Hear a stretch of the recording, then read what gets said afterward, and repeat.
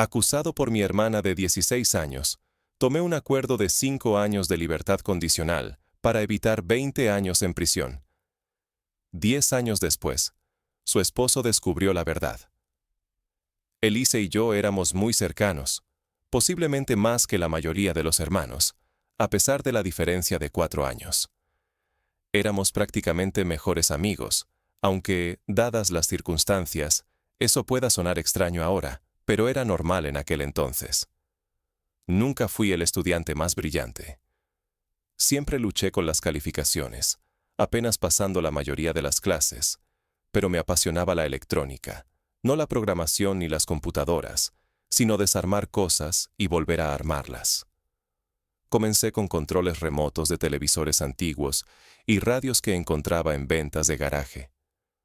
A los 16 años, tenía un taller en mi habitación, un soldador, multímetros y cajas llenas de placas de circuitos y cables. Mis padres lo veían raro, especialmente porque pasaba horas encerrado con la puerta cerrada. Sí, eso es importante más adelante. Pero Elise lo entendía.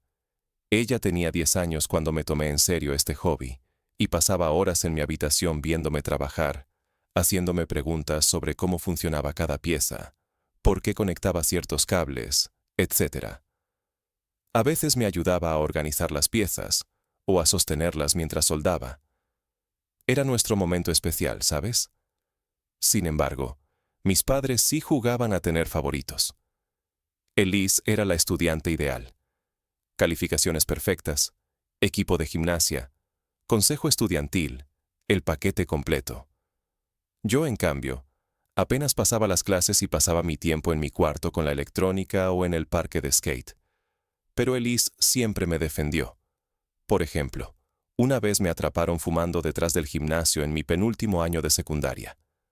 En lugar de suspenderme, Elise inventó una historia sobre cómo solo estaba sosteniendo el cigarrillo para alguien que huyó. Incluso lloró frente al director, diciendo que estaba tratando de cambiar mi vida y que una suspensión lo arruinaría todo. El director le creyó completamente. También me ayudaba con la tarea. Explicaba las cosas mucho mejor que mis maestros. Probablemente fue la única razón por la que terminé la secundaria. Yo también cuidaba de ella. Como hermano mayor, era bastante protector, quizás demasiado. Cualquier chico que se interesara en ella tenía que enfrentarse a mí primero. No era cruel, solo quería proteger a mi hermanita. Elise nunca me juzgó por meterme en problemas, salir hasta tarde o andar con malas compañías. Cubría mis espaldas con nuestros padres y ponía excusas cuando llegaba tarde. Si llegaba a casa a las 3 de la mañana, ella estaba en el porche esperando para asegurarse de que estuviera bien. Mirando atrás, tal vez éramos demasiado cercanos, y quizás por eso la gente creyó tan fácilmente lo que ella dijo después. Pero en ese momento, parecía natural. Era mi mejor amiga, mi hermana, la única que realmente me entendía. Mis padres intentaron interesarme en cosas normales. Me inscribían en equipos deportivos y grupos extracurriculares, pero siempre volvía a mis dispositivos electrónicos. Pensaban que perdía el tiempo, pero Elise me defendía. «Es bueno en eso», decía, «déjenlo hacer lo que ama». Esa es la Elise que trato de recordar. La hermanita que creía en mí cuando nadie más lo hacía. La que me traía bocadillos mientras trabajaba en mis proyectos. La que me defendía frente a nuestros padres y confiaba en mí lo suficiente como para contarme sus problemas. Esto es más difícil de escribir de lo que esperaba. Todo comenzó a desmoronarse cuando yo tenía 18 años, recién graduado de la secundaria. Elise tenía 16 años y empezaba a atraer la atención de chicos en la escuela. Como hermano sobreprotector, hice lo que cualquier hermano mayor haría. Los ahuyentaba. No golpeaba a nadie, solo dejaba claro que estaba vigilando. Había un chico, John, que era particularmente insistente, un estudiante de último año con un auto bonito que sus padres le compraron. Lo típico de un chico rico. Un día lo vi intentando convencer a Elise de saltarse clases con él. No debí empujarlo contra su auto, pero él tenía 18 años y estaba intentando que mi hermana de 16 se escapara de la escuela. ¿Qué hermano no se enojaría? Ahí comenzaron los rumores. Primero fueron susurros, gente en la escuela de Elise comentando lo extraño que era que fuera tan protector. Luego, las cosas empeoraron. Alguien empezó a decir que la razón por la que no quería a otros chicos cerca de Elise era porque la quería para mí. Recuerdo el momento exacto en que supe que algo iba muy mal. Era un martes después de clases. Normalmente, Elise venía a mi cuarto y pasaba el rato mientras trabajaba en mis proyectos. Pero esta vez fue directo a su habitación. Toqué su puerta para ver cómo estaba. Y me dijo que me fuera. Esa noche la vi en la cocina llorando. Cuando intenté abrazarla, como siempre hacía cuando estaba molesta, ella se apartó. Literalmente se estremeció. Eso nunca había pasado. Murmuró algo sobre estar cansada y volvió a su cuarto. Los días siguientes fueron raros. Dejó de venir a mi cuarto y apenas me hablaba. Pensé que era una fase adolescente o algo por el estilo. Debí haberlo sabido. Una mañana, mientras trabajaba en una radio antigua que había encontrado, escuché que golpeaban la puerta principal. No un golpe cualquiera, sino ese golpe fuerte y oficial que te revuelve el estómago. 2 policías y una mujer de traje estaban allí cuando mi padre abrió la puerta. Pidieron hablar con él en privado primero. Los escuché hablar en la cocina, pero no podía entender lo que decían. Luego, mi padre me llamó. Nunca olvidaré la expresión en su rostro, como si estuviera mirando a un extraño. La mujer de traje se presentó como representante de Servicios de Protección Infantil, CPS, y dijo que necesitaban hacerme preguntas sobre mi relación con Elise. Elise había ido con su consejera escolar y les dijo que yo la había tocado de manera inapropiada. Dijo que por eso siempre estaba en mi cuarto con la puerta cerrada, que la obligaba a entrar y, bueno, puedes imaginarte el resto. Dijo que la había amenazado con lastimarla si decía algo, y que por eso era tan agresivo con los chicos que mostraban interés en ella. Incluso dijo que usaba los aparatos electrónicos como fachada, que los cables y las bridas en mi cuarto eran para otras cosas. Mi padre no cuestionó nada, solo asentía mientras hablaban, como si todo tuviera sentido para él. Todas esas horas en mi cuarto, la puerta cerrada, mi protección hacia Elise, todo se sumó en su mente a algo horrible. Intenté explicarme. Les mostré mis proyectos, la radio a medio reparar en mi escritorio, las cajas de placas de circuitos y electrónicos obsoletos. Intenté explicar cómo Elise solía sentarse a verme trabajar y ayudarme a organizar piezas, pero ya habían tomado una decisión. La oficial de CPS hacía preguntas capciosas como: ¿hacías que Elise se sintiera especial al dejarla ayudarte? ¿Le decías que era diferente a otras chicas? Todo lo que decía solo empeoraba las cosas. Cuando mencionaron el incidente con John, Elise también lo había tergiversado. Dijo que yo estaba celoso porque ella empezaba a interesarse en otros chicos y que no soportaba que madurara y tuviera relaciones normales porque eso significaría perder el control sobre ella. Lo peor es que dijo que me había vuelto más agresivo porque ella se estaba alejando, que le dije que me estaba traicionando al hablar con otros chicos. Nada de eso era cierto, pero la forma en que lo describió casi me hizo dudar de mí mismo. Y entonces perdí los estribos, justo frente a todos. Elise, ¿qué demonios estás diciendo? Mi voz se quebró, no por ira, sino porque no podía creerlo. Ella no me miraba. Elise, mírame. Mantuvo la vista en el suelo, con los brazos cruzados como si fuera una cosa frágil que necesitaba protección.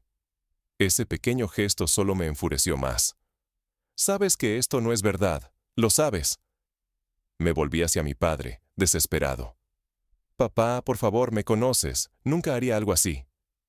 Su voz era baja y firme, pero su mirada, nunca lo había visto mirarme así, no decepcionado, no enojado, simplemente acabado. ¿Ni siquiera quieres escucharme? Di un paso hacia él, pero levantó la mano como si fuera una amenaza. Elise se estremeció. Ese fue el momento en que supe que estaba perdido. ¿De verdad crees esto? Mi voz se suavizó. Perdí toda mi energía para pelear. Miré a Elise de nuevo. Realmente la miré. Ella seguía sin encontrar mi mirada. Murmuré: ¿por qué haces esto? Finalmente levantó la vista por un instante. Parecía que iba a decir algo, tal vez retractarse. Pero luego miró a mi padre, a la mujer de CPS y a los policías en nuestra sala. Y fue cuando redobló su mentira. Con los ojos llenos de lágrimas, tomó una respiración temblorosa y dijo: «Lo siento, Eric». Y entonces lo entendí. No iba a retractarse. Era demasiado tarde. Estaba demasiado metida y tenía miedo de las consecuencias. Reí. De verdad reí. «Vaya», dije. «¿Realmente estás haciendo esto?». Elise se abrazó más fuerte. No pude contenerme más. Mi padre apretó la mandíbula. «Toma tus cosas, vamos a la estación». Y eso fue todo. No hubo juicio, no hubo evidencia, no hubo preguntas serias. Mi padre me llevó a la comisaría en silencio, como si ya fuera culpable, un extraño, no su hijo. Todo lo que podía pensar en el camino era cómo hicieron que todo encajara. El hermano mayor solitario que pasaba todo el día en su cuarto, el pasatiempo extraño con herramientas y cables, la protección agresiva, una relación cercana que de repente se deterioró. Vieron exactamente lo que querían ver. En la sala de interrogatorios de la comisaría, que parecía sacada de una película, me dejaron esperando horas antes de que llegaran dos detectives. Rivers, el detective hombre, jugó al policía bueno, diciendo cosas como: «Solo queremos entender qué pasó, Eric. Ayúdanos a ayudarte». La detective mujer, cuyo nombre no recuerdo, tomaba notas y me lanzaba miradas de desprecio. Rivers empezó a preguntar sobre mi hobby de electrónica. «Cuéntame sobre las cosas que construyes», dijo, fingiendo interés. Expliqué cómo reparaba radios antiguas, hacía circuitos básicos, cosas así. «¿Y Elise te ayudaba con esos proyectos?». «Sí», respondí. Organizaba piezas, sostenía cosas mientras soldaba, le gustaba aprender. La detective interrumpió. «Entonces la tenías sola en tu cuarto, con la puerta cerrada, manejando tu equipo». Ahí me di cuenta de cómo estaban torciendo todo. Todo lo normal ahora sonaba extraño. Seguían insistiendo en la puerta cerrada. La cerraba porque tenía herramientas caras. Intenté explicar. Mi papá tomaba cosas y no las devolvía. «O tal vez las cerrabas por otras razones», respondió Rivers, su voz más dura. Tenían un expediente lleno de evidencias y declaraciones sobre cómo comencé a abusar de ella cuando tenía 12 años, justo cuando se interesó en mis proyectos, cómo usaba la electrónica para aislarla, haciéndola sentir especial al enseñarle cosas que nadie más sabía. «Eso es una locura», dije. «Es mi hermana, le enseñaba porque estaba interesada». La detective se inclinó hacia adelante. ¿Interesada en la electrónica o asustada de lo que pasaría si no lo estaba? Luego mencionaron el incidente con John, pero en su versión, lo ataqué porque me la estaba quitando. Tenían testimonios de otros estudiantes sobre lo protector que era, cómo ahuyentaba a cualquiera que se acercara a ella. Rivers sacó fotos de mi cuarto de esa mañana. Lo hicieron parecer una celda de tortura. Primeros planos de mis herramientas, cables, las bridas que usaba para organizar cables, hasta mis notas de proyectos parecían amenazantes. «Tu padre dice que pasabas horas solo con Elise en este cuarto», dijo Rivers. «¿Quieres contarnos qué pasaba realmente ahí?» Perdí los estribos. Empecé a gritar que estaban haciendo que las interacciones normales entre hermanos sonaran obscenas. Eso fue un error. Rivers solo asintió, como si hubiera confirmado algo. «Clásica reacción defensiva», le dijo a su compañera. Luego mencionaron mis calificaciones, mi falta de amigos, las horas que pasaba solo en mi cuarto. Crearon un perfil completo de un hombre aislado, inestable, obsesionado con su hermana. No solo estaban investigando, estaban construyendo un caso, y cuanto más lo negaba, más culpable parecía. Mi abogada, si se le puede llamar así, apenas luchó por mí. «Tenemos que considerar un acuerdo», dijo, como si fuera mi única opción. «Si esto va a juicio, podrías enfrentar 20 años en prisión». Después de horas, Rivers finalmente dijo: «Mira, Eric, este es el trato. Tenemos suficiente para cargos serios, pero si cooperas, admites lo que pasó y muestras remordimiento, podemos ayudarte». «No hice nada malo», repetí, quizás por centésima vez. «Entonces explica por qué Elise inventaría esto». No podía, porque no tenía sentido. Mi hermana, a quien había protegido y cuidado, que se quedaba despierta hasta que llegaba a casa sano y salvo. ¿Por qué haría esto? Lo siguiente es un poco borroso. Hubo charlas con abogados. Mis padres contrataron uno para Elise, pero me dijeron que tenía que conseguir el mío. La abogada pública que me asignaron apenas había salido de la escuela de leyes y ya estaba convencida de mi culpabilidad. Explicó mis opciones. Podía pelear, pero dejó claro que ganar era improbable. «Los jurados creen a las víctimas», dijo claramente. «Y Elise es joven, emocional y convincente». Describió la realidad. Si iba a juicio, enfrentaba hasta 20 años en prisión. El acuerdo era indulgente. 5 años de libertad condicional, registro de por vida, sin cárcel. «Si vas a juicio y pierdes», advirtió la abogada, «no tendrás otra oportunidad». Mis propios padres no estaban de mi lado. Mi padre solo negó con la cabeza. «No hagas pasar a tu hermana por un juicio, toma el acuerdo». «Pero soy inocente», dije. «Todos dicen eso», respondió ella, sin levantar la vista de sus papeles. «Tienen el testimonio de tu hermana, documentación de cambios de comportamiento, declaraciones de testigos sobre tu comportamiento posesivo. Ningún jurado te creerá por encima de una chica de 16 años traumatizada». Mi padre me visitó una vez antes de que aceptara el acuerdo. No lo he visto desde que me dejó en la comisaría. Esperaba que finalmente viera la verdad.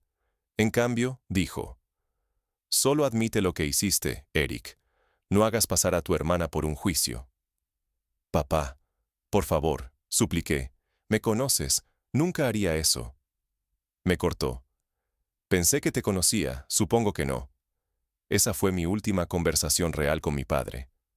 2 días después, acepté el acuerdo y me declaré no culpable de abuso sexual a un menor. Recibí 5 años de libertad condicional y un registro de por vida. Algunos se preguntarán por qué me declaré culpable si era inocente. La verdad es que te rompen. Pervierten cada aspecto normal de tu vida hasta que ya no confías en tus propios recuerdos. Y cuando todos, tu familia, los policías, tu propia abogada, creen que eres culpable, empiezas a preguntarte si pelear es inútil. Estar en la lista tiene un impacto inesperado en tu vida. Todos hablan de los grandes problemas. No puedes vivir cerca de escuelas, no puedes obtener ciertos trabajos, etc. Pero son las pequeñas cosas las que realmente te afectan. La señora del primer lugar donde quise alquilar estaba emocionada por firmar el contrato hasta que hizo la verificación de antecedentes. Recuerdo vívidamente su expresión cuando vio lo que apareció. Se alejó de mí como si fuera a atacarla allí mismo en su oficina. «Lo siento», dijo. «Tengo nietos que me visitan. Seguro que lo entiendes». Esa se convirtió en mi vida. La gente se disculpa mientras te trata como monstruo. Encontrar trabajo era una pesadilla.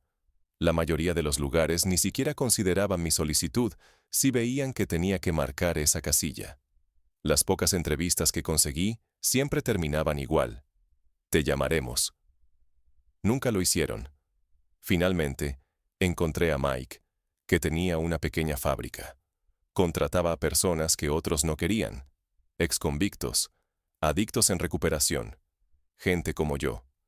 El sueldo era terrible y el trabajo duro, pero al menos era algo.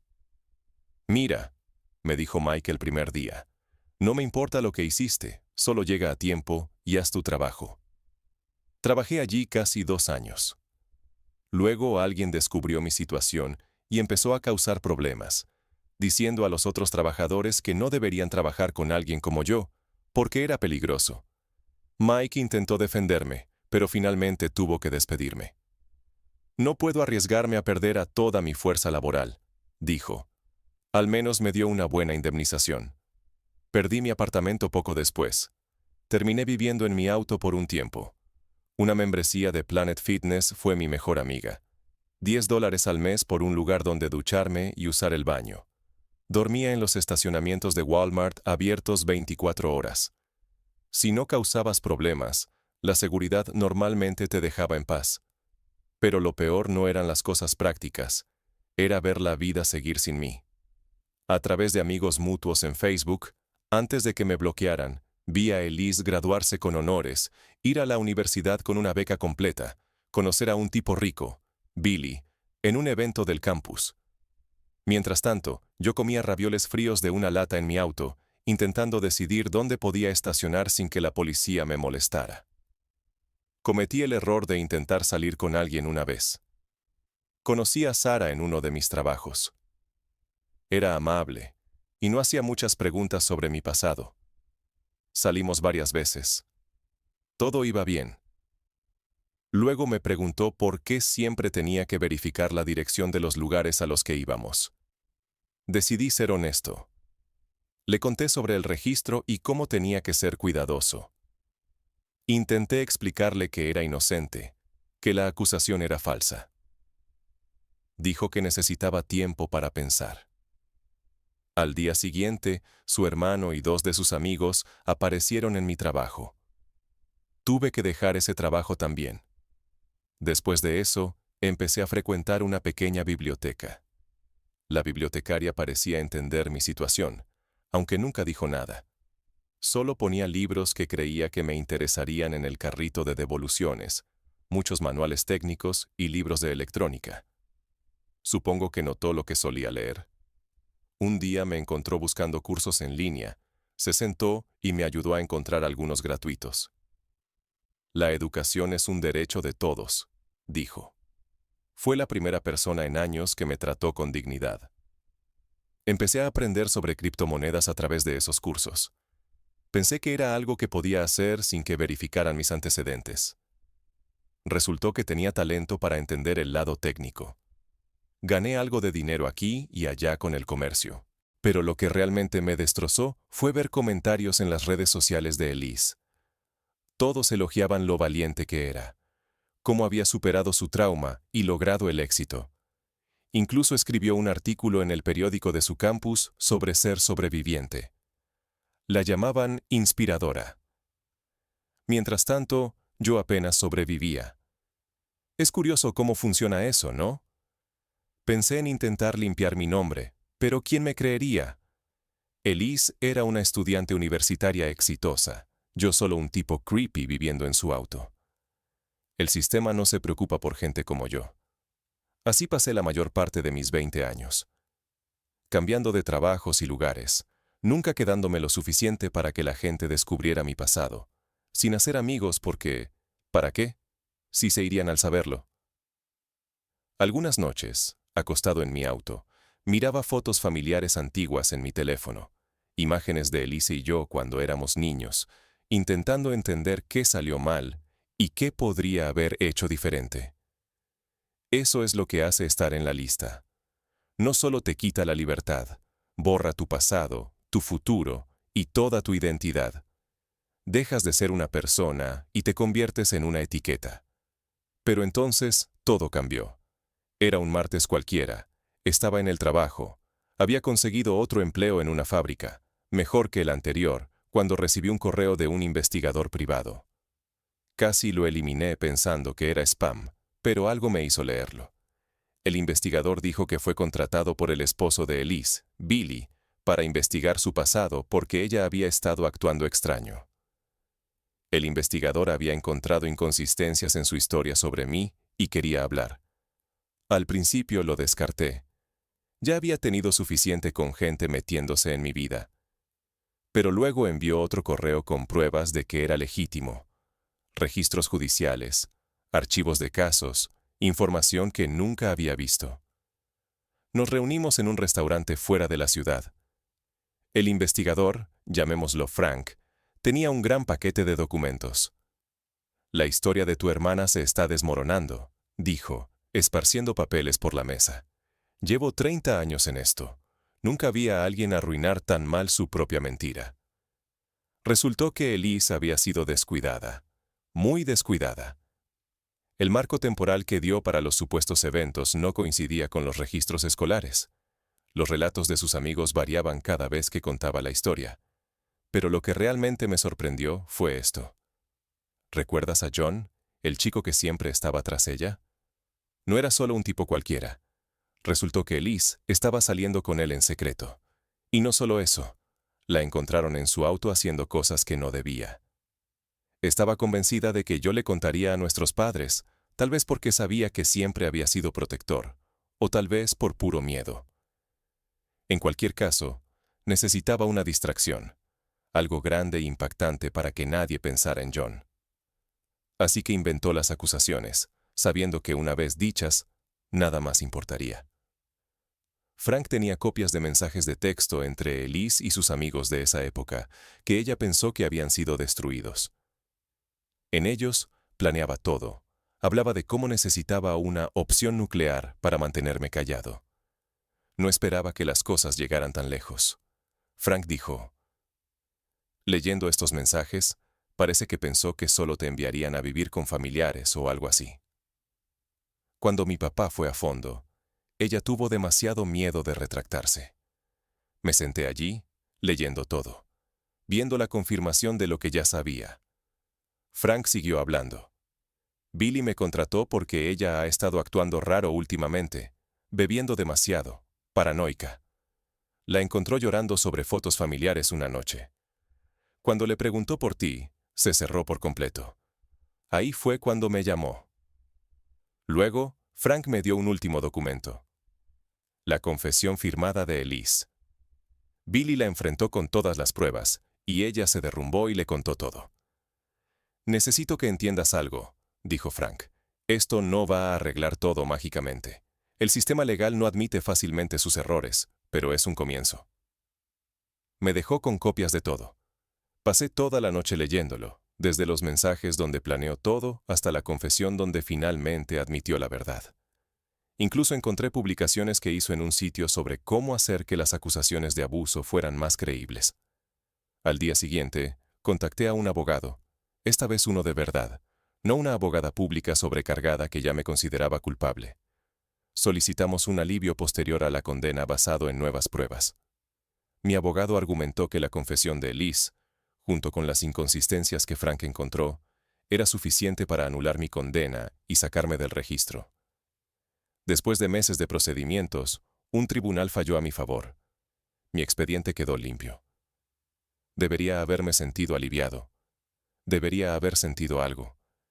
Pero todo lo que podía pensar era cuánto tiempo había pasado y cuánto había perdido en el proceso. Una semana después, llegó un sobre a mi buzón. Sin dirección de remitente, pero sabía quién lo envió antes de abrirlo. Era de mis padres, el primer contacto en 10 años. Mis manos temblaban al abrirlo, no por emoción, sino por incredulidad total. Dentro había una carta escrita con la letra rígida e impersonal de mi padre. Querían reunirse. Elise afirmó que finalmente había confesado, aunque parcialmente. Contó una versión suavizada de los hechos, presentándose como una chica joven y asustada que cometió un error terrible. No mencionó las mentiras calculadas ni los años de dolor que me causó. Pero parecía que eso fue suficiente para que finalmente aceptaran mi inocencia. El sobre incluía un cheque por $50,000, que probablemente consideraron generoso, como si pudiera deshacer una década de ser tratado como monstruo, como si pudiera comprar mis años robados, mi respeto, mi existencia. Lo sostuve a la luz por un segundo antes de reír. Nada había cambiado. Seguían pensando que los problemas se podían solucionar con dinero. No necesitaba dinero. Necesitaba escuchar la verdad de alguien más. Tomé el número de Frank y lo llamé. Mis manos temblaban cuando marqué. Respondió después de unos timbres, su voz cautelosa. «Hola, Billy. Soy Eric». Hubo una pausa. «Eric, ¿quién?» Tomé un momento para recuperarme del dolor antes de responder. «El hermano de Elise». Silencio, luego una risa baja y sin humor. Es curioso, porque Elise nunca mencionó tener un hermano, ni familia, en realidad. Reprimí la ira que crecía en mi pecho. Sí, Eso encaja. No puedes dejar que los esqueletos en el armario hablen, ¿verdad? Billy respiró hondo. Jesús, sabía que escondía cosas, pero esto... He estado casado con esta mujer por años. Tenemos un hijo, y ni siquiera sabía que tenía un hermano. No uno que no hubiera destruido completamente primero. Lo dije sin rodeos. Hubo otra pausa antes de que murmurara. Increíble. Su voz tenía el tono duro de alguien que se da cuenta de cuánto lo han manipulado. Luego gruñó y habló de nuevo. Su voz firme, definitiva. Voy a pedir el divorcio. No dije nada al principio, dejando que el peso de sus palabras se asentara entre nosotros. Finalmente asentí, aunque no podía verme. Bien, dije. Te mereces algo mejor. Colgué después de eso. No había nada más que decir. Pero al bajar el teléfono, sentí una extraña sensación de alivio. Luego descubrí las publicaciones en redes sociales. Elise borró todas sus cuentas, pero no antes de publicar una larga explicación sobre cómo recordó mal las cosas cuando era adolescente. Se presentó como una víctima, una pobre chica confundida que cometió un error, ahora valientemente diciendo la verdad. Su vida perfecta comenzó a desmoronarse después de eso. Billy pidió el divorcio. La escuela donde trabajaba, sí, se convirtió en maestra, imagínate, le pidió la renuncia. Resulta que no les gusta tener profesores que han admitido hacer acusaciones falsas de abuso. Más tarde supe que Billy obtuvo la custodia total de su hijo. La confesión de Elise se usó como prueba de su inestabilidad. Intentó pelear, pero la investigación de Frank había encontrado otras mentiras, muchas. ¿Cuál es la verdad real? Ella había mentido sobre todo durante años, no solo sobre mí. También inventaba historias sobre otras personas cuando las cosas no salían como quería. Algunos se preguntaban por qué finalmente confesó. Según Frank, mis padres comenzaron a notar cosas. Elise había estado actuando de manera errática durante meses. Desaparecía por horas sin explicación. Tenía arranques por nada. Bebía demasiado en eventos familiares. El punto de quiebre fue cuando, durante una discusión acalorada con mi madre, soltó algo sobre cómo Eric no habría sufrido si papá no hubiera reaccionado exageradamente. Mi madre se quedó helada y presionó por detalles. Elise intentó retractarse, pero era demasiado tarde. La duda ya estaba sembrada. Mi padre, siempre controlador, comenzó a investigar.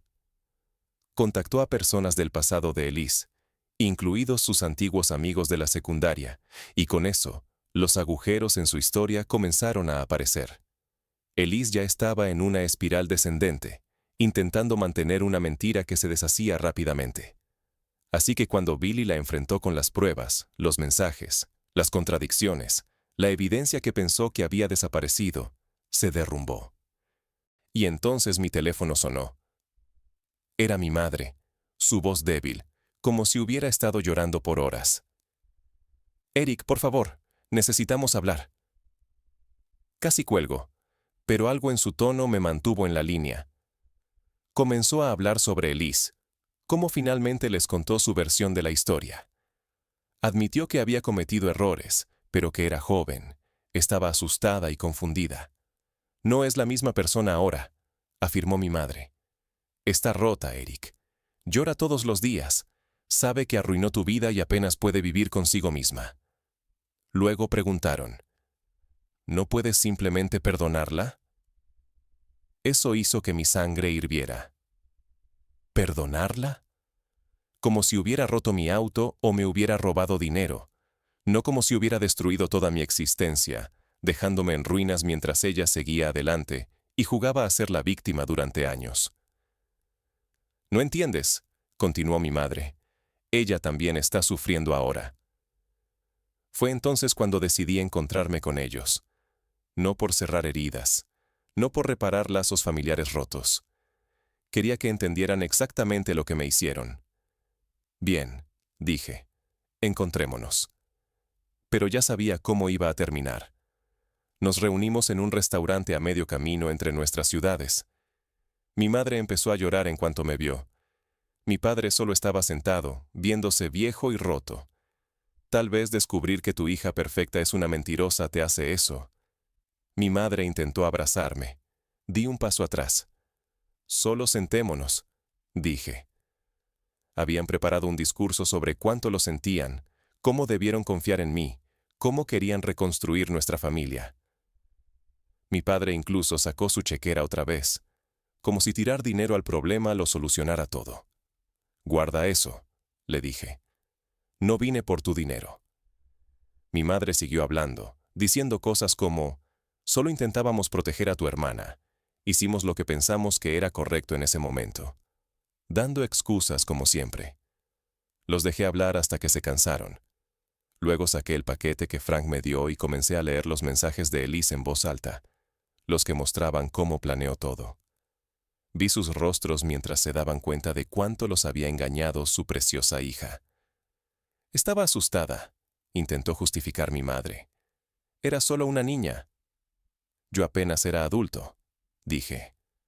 ¿Dónde estuvo mi protección? ¿Dónde estuvo mi beneficio de la duda? Mi padre intentó de nuevo. Sabemos que la regamos, queremos arreglarlo. ¿Arreglarlo? Me reí. ¿Quieres arreglarlo? ¿Puedes devolverme mis 20 años? ¿Puedes deshacer el registro, los trabajos que perdí, la gente que me trató como basura? Se quedaron sin excusas. Les conté todo. Sobrevivir en mi camioneta, ducharme en Planet Fitness, comer comida fría porque no podía permitirme un lugar con cocina. Les mostré las cicatrices en mis muñecas de mi punto más bajo. Mi madre vomitó en el baño del restaurante. Por primera vez en años, mis padres enfrentaron la verdad, la evidencia innegable de que habían descartado a su propio hijo sin dudarlo, que su hija dorada no era nada de eso. Los vi sentados en un silencio horrorizado, su mundo colapsando en tiempo real. Ustedes hicieron esto, dije con voz firme. Ustedes lo permitieron. Mi padre parecía querer discutir, justificarse. Por una vez, no lo hizo. Solo miró la mesa, con la mandíbula apretada. Mi madre, en cambio, siguió intentando. Eric, nosotros, solo intentábamos protegerla, pensamos que hacíamos lo correcto. Me recosté y respiré lentamente. ¿Sabes cuál es la peor parte? Lo entiendo.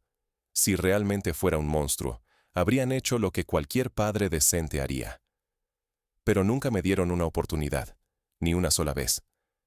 Decidieron que era culpable porque era más fácil que cuestionar a Elise, y me dejaron pudrirme por eso. Las lágrimas corrían por su rostro. Estábamos equivocados, murmuró. Estábamos tan equivocados. Dejé que eso se asentara por un momento, porque sí, estaban equivocados, más que equivocados. Pero nada de lo que dijeran podría devolverme lo que había perdido. Mi madre extendió la mano sobre la mesa, temblando. Por favor, Eric, no podemos cambiar el pasado, pero seguimos siendo tus padres. ¿Podemos al menos intentar arreglar esto? Retiré mi mano antes de que pudiera tocarme. ¿Arreglarlo? Me burlé. Dime, mamá, ¿cómo arreglas exactamente 10 años? Abrió la boca, pero no salió ninguna palabra. Mi padre finalmente habló. Tienes todo el derecho de odiarnos, dijo con voz ronca, pero seguimos siendo tu familia. Negué con la cabeza. No, dejaron de ser mi familia en el momento en que decidieron que no valía la pena pelear por mí. Un silencio pesado cayó entre nosotros. Esperaban rabia, tal vez gritos, pero yo estaba más allá de eso. No necesitaba gritar. Estaban ahogándose en su propia vergüenza sin que yo dijera nada. Entonces mi madre jugó su última carta. Elise también está sufriendo, Eric. La miré fijamente. Por supuesto que diría eso. Perdió todo, añadió. Su matrimonio, su carrera, sus amigos. Se lo merecía, dije, mi voz fría. Mi madre retrocedió como si la hubiera golpeado. Ella tomó una decisión, murmuré, con la mirada fija en ambos.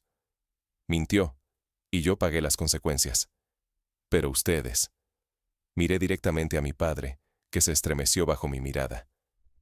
Ustedes también tomaron una decisión. La creyeron sin pensarlo 2 veces. Me dejaron llevarme sin dudar. Mi padre cerró los ojos por un momento, como tratando de bloquear la verdad. La voz de mi madre apenas era un susurro.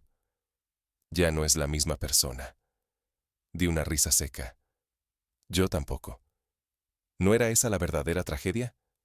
El chico que conocían, el que pasaba horas en su cuarto arreglando radios, que haría cualquier cosa por su hermanita, ya no existía. Lo habían enterrado una década antes cuando dejaron que la policía me llevara. Tomé el cheque que mi padre había puesto en la mesa antes, $50,000, una cantidad que probablemente inventaron pensando que el dinero podía deshacer sus acciones. Lo miré por un segundo antes de romperlo por la mitad. No necesito su dinero, dije. No necesito nada de ustedes. Mi madre empezó a sollozar. Mi padre no dijo nada, solo estaba sentado, como un hombre que se dio cuenta de que había perdido algo que nunca podría recuperar. Me levanté.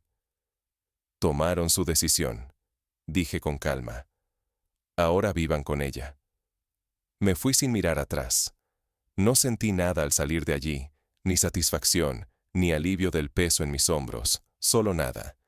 Y tal vez eso era el verdadero cierre. Unas semanas después, recibí una carta por correo. Sin dirección de remitente, pero sabía quién la envió antes de abrirla. Era de Elise. Miré el sobre por mucho tiempo antes de abrirlo. La carta dentro era corta. No espero que me perdones. Solo quería decir que lo siento. Eso fue todo. Sin excusas, sin explicaciones, solo eso. La sostuve por un segundo antes de dejarla.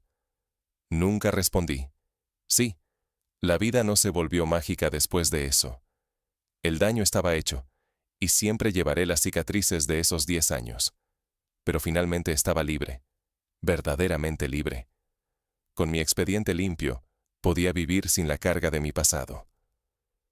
Me mudé a una nueva ciudad, comencé de cero, y construí mi negocio de reparación de electrónicos desde cero. Y nunca he mirado atrás. Mis padres, junto con todo lo demás, se convirtieron en fantasmas de una vida que dejé atrás. Tal vez algún día piense en ellos y sienta algo, pero por ahora, finalmente estoy viviendo mi vida en mis propios términos.